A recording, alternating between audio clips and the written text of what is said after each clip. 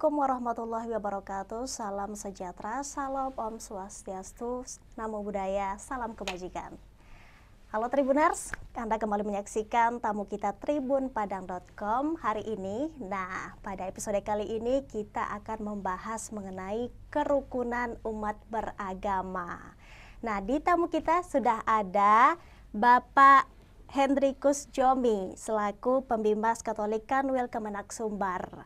Nah, bagaimana kabarnya hari ini, Pak? Sangat baik. Alhamdulillah, sangat baik. Ya. Sangat baik. Oke, boleh nih disapa dulu Tribuners yang ada di rumah, Pak, sekaligus profil Bapak sedikit nih. Baik, terima kasih para pendengar Tribunes. Ya, selamat siang semuanya. Salam sejahtera untuk kita semua. Semoga kita selalu sehat semuanya di hari ini.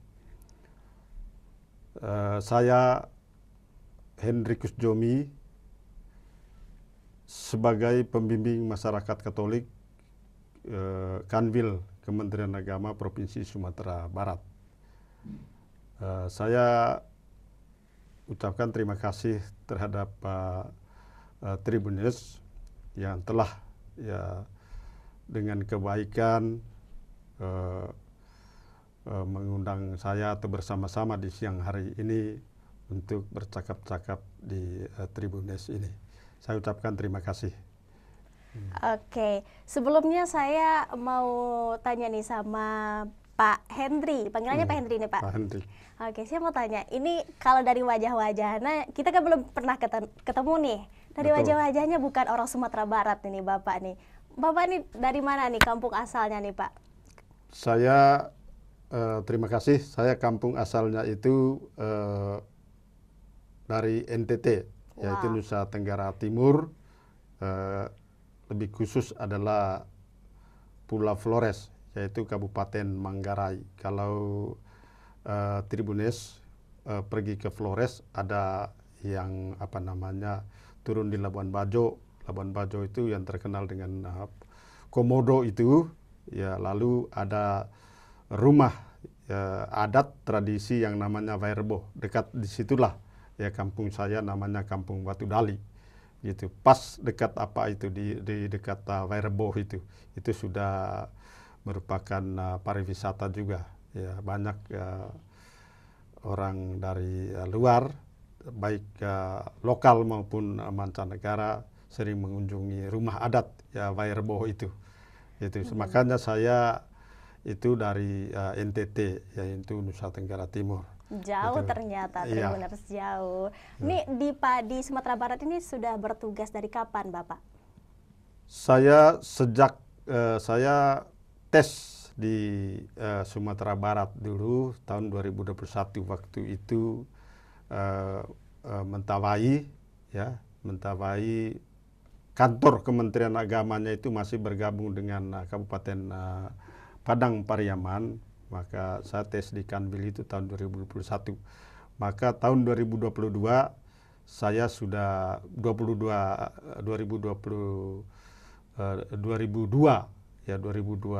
akhir saya sudah berada di Sumatera Barat. Walaupun saya tugas pertamanya itu adalah di Sioban, ya, Kepulauan Mentawai, betul. Itu yaitu di guru SMP Negeri 1 Sipora, Kabupaten Kepulauan Mentawai. Iya. Oke, nah sesuai tema yang sudah saya sampaikan tadi, bahwa hari ini pembicaraan kita akan berkaitan dengan kerukunan umat beragama. Nah, kebetulan kemarin itu umat Kristen baru saja merayakan Hari Raya Natal. Nah, jadi bagaimana nih Pak perayaan Natal tahun ini? Di mana tahun sebelumnya juga itu masih pandemi COVID. Nah, apakah di tahun ini ada perbedaan gitu dari tahun-tahun sebelumnya, Pak? Kalau masa COVID kan berarti itu kita tidak merayakan, karena itu kita ikut aturan atau regulasi yang dibuat oleh pemerintah. Tahun 2023 ini ya khususnya ya umat Katolik itu merasa dengan senang hati merayakan perayaan Natal, ya. perayaan Natal ini bahkan di katedral, gereja Katolik katedral itu dengan tenang ya perayaan, dan tidak ada tekanan dan lain sebagainya. Itu mereka perayaan Natal ini dengan damai, dengan bergembira gitu. Bahkan Pemprov, ya pemerintah Sumatera Barat itu sangat memperhatikan kita. Ya pada malam Natal itu saya sendiri menerima Bapak Gubernur ya dan Rem, lalu Bapak Kapolda, Forkapinda ya Sumatera Barat. Ya mereka mengunjungi ya gereja-gereja, terkhusus adalah gereja Katolik di sekitar Kota Padang.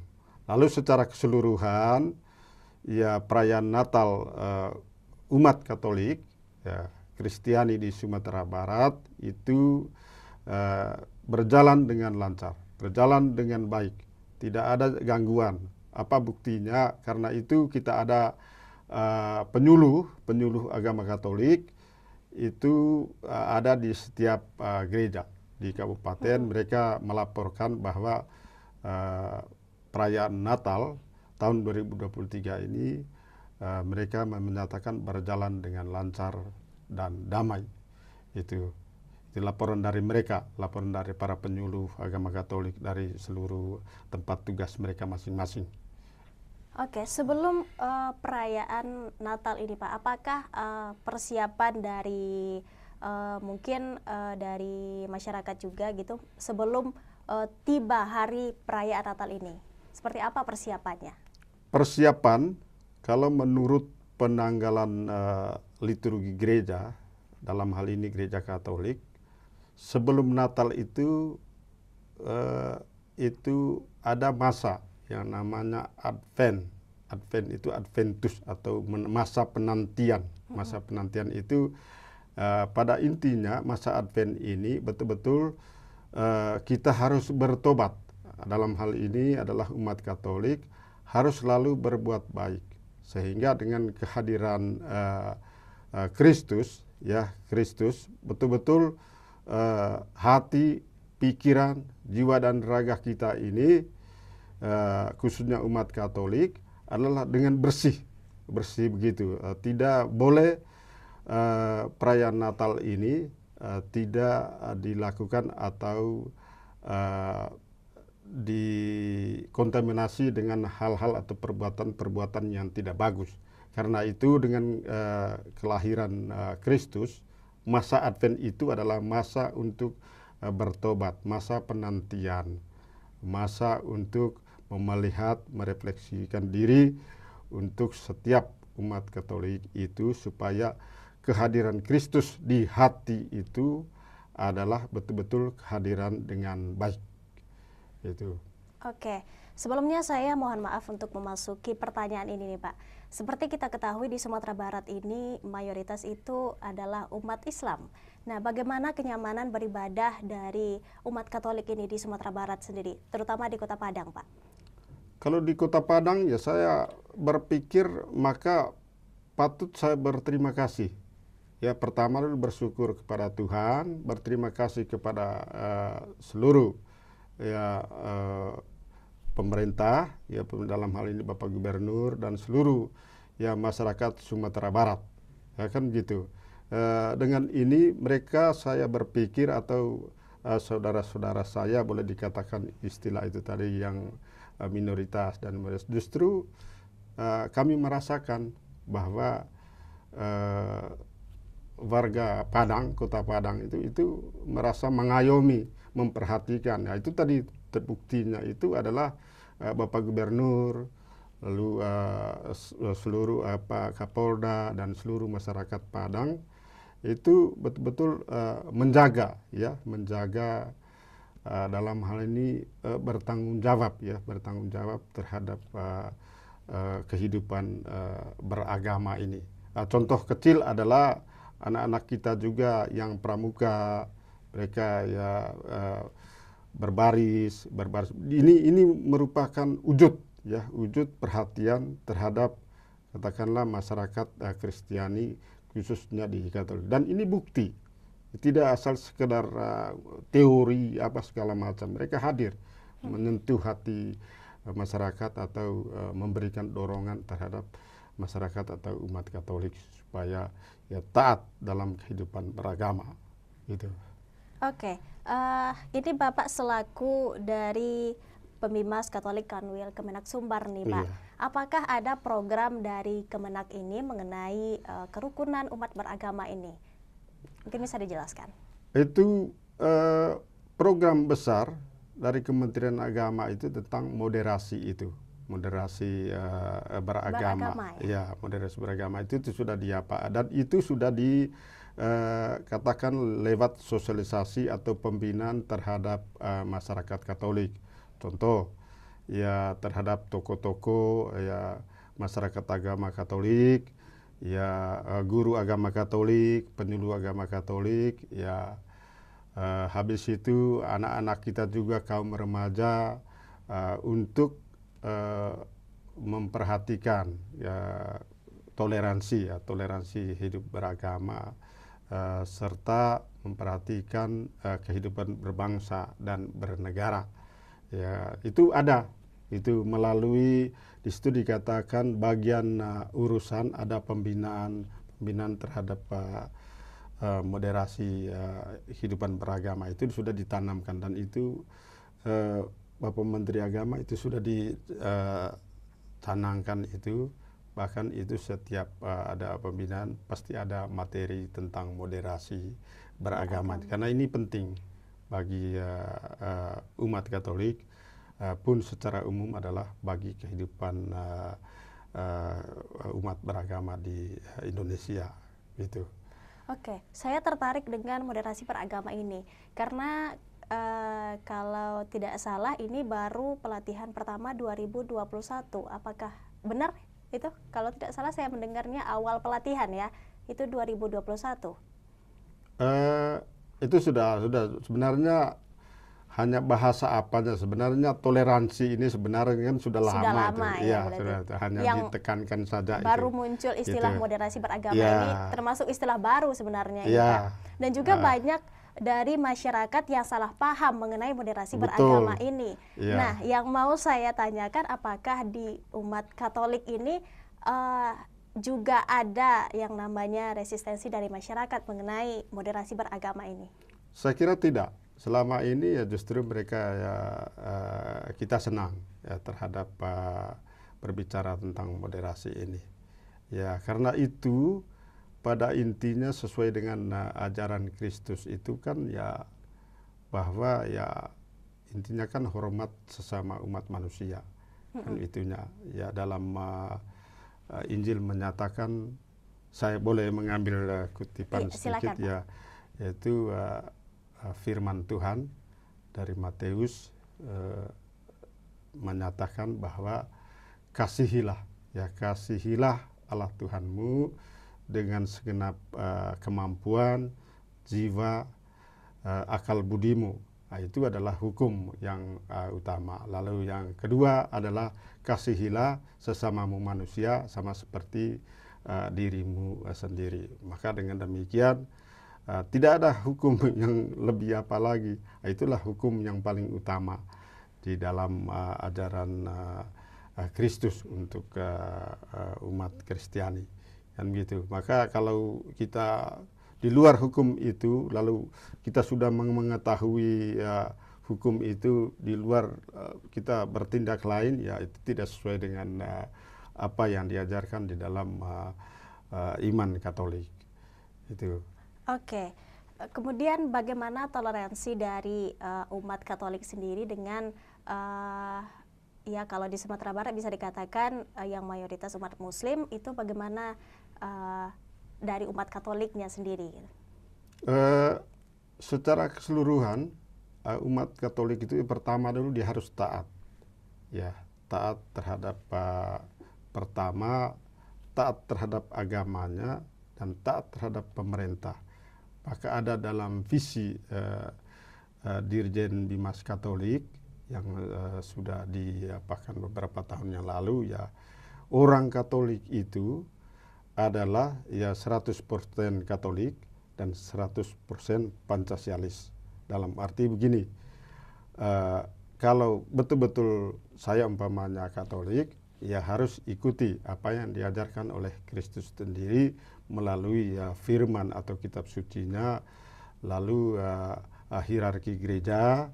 Ya hierarki gereja itu kan dari paus sampai pastor parokinya atau itu paling bawahnya sampai ke Vatikan. Nah, itu lalu kitab aturan-aturan yang di dalam gereja Katolik itu sendiri. Selain dasarnya itu adalah kitab suci itu, ya karena kitab suci itu ya Yesus sendiri yang berbicara di situ. Lalu sebagai warga negara yang Pancasialis tadi itu ya kita mempertahankan, umat Katolik itu ya selalu mempertahankan 4 pilar itu, yaitu Pancasila, Undang-Undang Dasar 45, Bhinneka Tunggal Ika, dan NKRI. Nah, itu tidak bisa apalagi, maka dikatakan 100% Katolik dan 100% Pancasialis, kan gitu. Itu tidak perlu apa. Lalu konteks di Sumatera Barat, ya nanti kita di Sumatera Barat banyak lembaga-lembaga Katolik itu. Saya ucapan terima kasih juga ya sebagai pembimbing masyarakat Katolik. Ya contoh hal kecil di Rumah Sakit Yos, di situ itu tidak mungkin setengahnya saja yang Kristiani, barangkali setengahnya. Itulah wujud dari toleransi dan diberikan kebebasan di situ. Ya maaf, saya bilang mau karena di situ kan ada yang maaf berjilbab dan lain itu Rumah Sakit Yos di DB juga, di Don Bosco atau sekolah-sekolah Katolik kita. Banyak guru-guru kita itu ya justru di sana mungkin setengahnya saja yang selain itu ya saudara kita yang Muslim, kan begitu dia. Itu merupakan wujud toleransi itu yang sebenarnya. Jadi tataran toleransi ini di Sumatera Barat ini ya cukup baik lah, kan gitu. Saya lihat itu karena saya kadangkala kalau orang mau bertanya kepada saya di kantor, saya kasih tunjuk aja daripada saya berbicara omong kosong, ya Bapak pergi ke Rumah Sakit Yos saja, atau pergi ke apa saja, ke sekolah-sekolah Katolik. Ada nggak ada diskriminasi di situ? Ya, banyak juga, maka saya juga terima kasih karena banyak juga guru-guru kita yang dan mereka kompak di situ. Dan patutlah kita, ada beberapa sekolah-sekolah kita itu patut berterima kasih kepada mereka. Don Bosco itu kan sekolah-sekolah Katolik, lalu Maria sudah itu Frater, lalu yang STBA Prayoga, ya itu banyak saudara kita. Kalau kita membicarakan dalam konteks toleransi itu tadi, gitu. Dan mereka tidak sebut si A dari mana, si B dari mana, atau ini agamanya apa, itu tidak. Itulah yang saya lihat toleransi di pemerintahan juga begitu. Ya ternyata kan ya itu tadi perayaan Natal ya, dan kita sebelum ini saja kita sudah rapat di Polda segala macam untuk antisipasi ya, prediksi ya. Apabila ada ya biasalah teriak-teriak sedikit yang negatif barangkali itu biasa. Itu kan kita harus antisipasi. Tapi pada pelaksanaannya ya itu kan sudah aman kan, seperti yang kita katakan tadi, betul. bahwa aman perayaan Natal tahun 2023. Itu contoh-contoh toleransi yang diajarkan oleh di gereja Katolik itu. Ya, kalau dilihat emang masyarakat di Sumatera Barat ini sudah cukup terbuka ya untuk umat-umat yang dengan agama-agama yang beragam ini. Betul. Mereka sudah berbaur, dan tentunya mereka juga sudah paham nih tentang kerukunan beragama ini, supaya menciptakan kehidupan yang juga aman, damai, dan juga tentram. Betul. Masyarakat Indonesia yang itu negara yang majemuk ya Pak ya, berada dengan berbagai ras, suku, etnis, dan juga agama. Nah, bagi Bapak sendiri, makna dari kerukunan beragama itu seperti apa? Makna dari kerukunan beragama bagi saya karena saya sudah merasakan. Ya saya kan 23 lah, 23 tahun di sini ya. Benar. Itu sudah saya sudah hidup dari di sini. Ya saya sudah hidup, jiwa dan raga saya sudah di sini di Sumatera Barat itu ya. Inilah di RT RW saya pun ya tidak ada persoalan. Ya kan gitu, hanya mungkin ada yang karena dalam tahap Sumatera Barat ini tadi ya biasalah riak-riak sedikit mungkin apa segala macam ya, kita tidak tahu pula ya hal-hal semacam gini mungkin ketika tahunnya apa segala macam itu ya biasalah itu. Tapi pada intinya kalau kadang-kala kan orang melihat dari luar. Benar. Ya, lihat dulu bahwa di Sumatera Barat begini-begini. Ketika saya pulang kampung, oh begini-begini, oh enggak lah. Ya, kan gitu. Saya sudah 23 hampir 23 tahun di sini ya. Ya saya apa? Ya saya aman saja. Kan gitu, bukan aman karena ditekan atau di apa. Tidak, karena saya orang Kementerian Agama, saya sering diskusi dengan teman-teman saya. Diskusi itu kan ya bukan untuk mau memfitnah, tapi itu untuk saling memperkaya kita semua. Itulah kehidupan toleransi bagi saya. Bukan karena saya kerja di Kementerian Agamanya, tapi saya sudah merasakan bahwa di mana saja saya ya saya diterima. Kan itu yang dimaksudkan kehidupan makna toleransi bagi pribadi saya. Di kantor pun begitu. Ya saya justru ya ini tadi saya bawa dengan apa ya teman saya yang Muslim, ayo kita ke sana ya. Ya oke. Gitu. Itu sebenarnya. Oke, kita udah sampai di sesi terakhir nih Pak. Mungkin terakhir harapan Bapak nih bagi kerukunan umat beragama di Sumatera Barat khususnya. Harapan saya ya tetaplah ya menjaga kerukunan ini. Karena kita tahu ya bukan ya saya belajar dari tokoh-tokoh apa ya, tokoh Pak Muhammad Hatta kan gitu.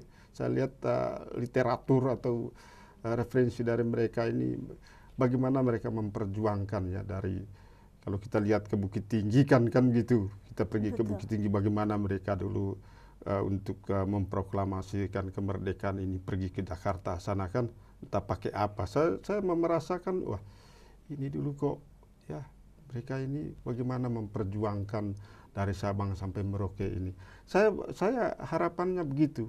Harapan artinya untuk tingkatkan. Janganlah apa namanya ini kan kita di Sumatera Barat ini kan sebagai referensi sebenarnya ya, referensi atau sumber untuk apa itu dengan toko-toko yang kita miliki itu kan.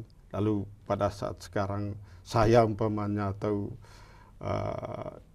Mbak siapa tadi itu lalu dirusakkan dengan hal-hal kecil kan tidak masuk akal itu kan gitu. Saya belajar dari situ dan saya lihat beberapa toko-toko kita yang betul-betul bagaimana mereka memperjuangkan kemerdekaan bangsa dan negara ini. Ya saya mengharapkan begitu. Gitu. Dan itu bukan omong kosong, ya betul-betul mereka memperjuangkan bagaimana ya bangsa ya rakyat Indonesia ini ya supaya mencapai kemerdekaan.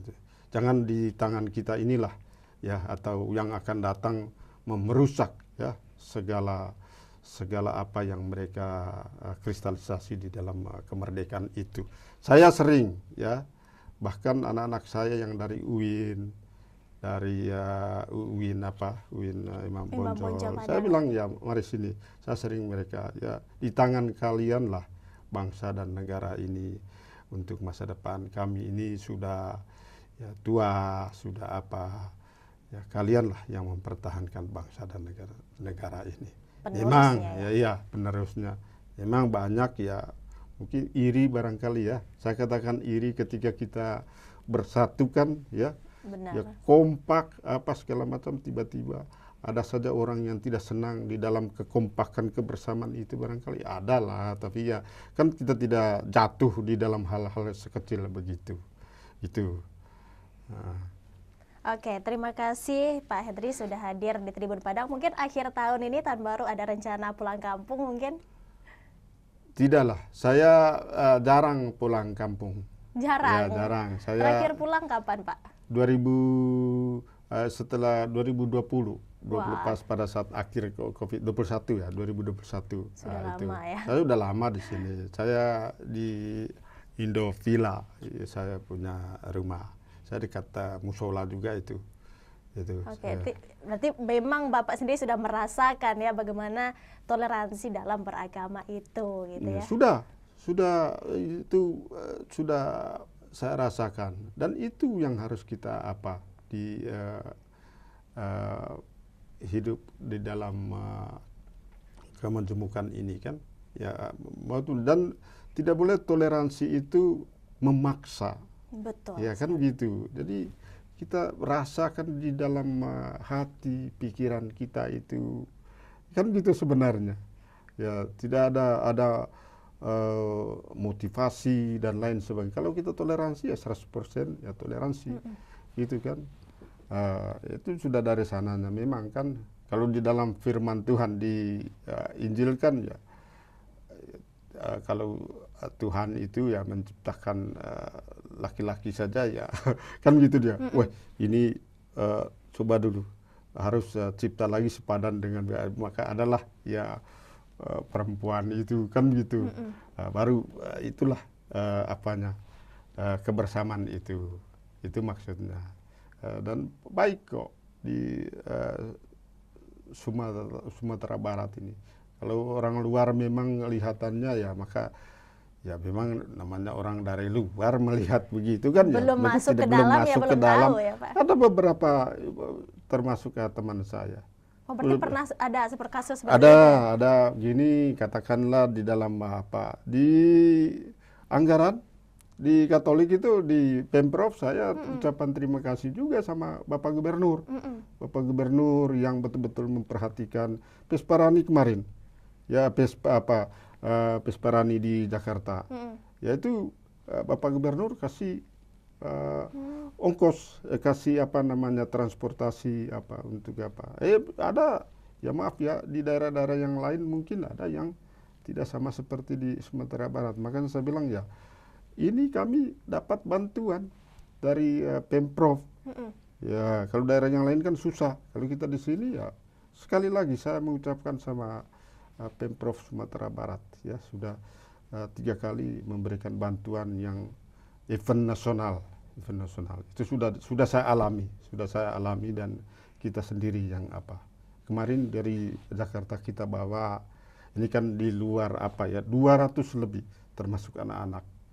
Itu makanya orang melihat, wah kok Sumatera Barat ini banyak itu yang membuktikan bahwa kita di ini saya buktikan. Dan sekali lagi saya mengucapkan terima kasih sama pemerintah Provinsi Sumatera Barat, dalam hal ini ya Bapak Gubernur dan rakyat Sumatera Barat, ya masyarakat Sumatera Barat itu. Oke, terima kasih Pak Henry sudah berbagi cerita dengan kita hari ini. Semoga apa yang kita bicarakan nanti juga didengar oleh masyarakat dan semakin dalam nalurinya itu kita harus hidup dengan berdampingan, kita harus rukun dengan masyarakat lain, dengan tetangga kita walaupun berbeda dari kita. Nah, itu kunci dari kehidupan yang aman damai tadi. Betul. Oke, Tribuners, itu dia tamu kita hari ini bersama Bapak Henry. Dan jangan lupa saksikan tamu kita lainnya tentu dengan narasumber yang informatif dan menarik lainnya. Terima kasih Pak Henry. Terima kasih. Ya, sama-sama. Oke, saya dan juga Pak Henry pamit. Wassalamualaikum warahmatullahi wabarakatuh. Salam kerukunan. Waalaikumsalam warahmatullahi wabarakatuh.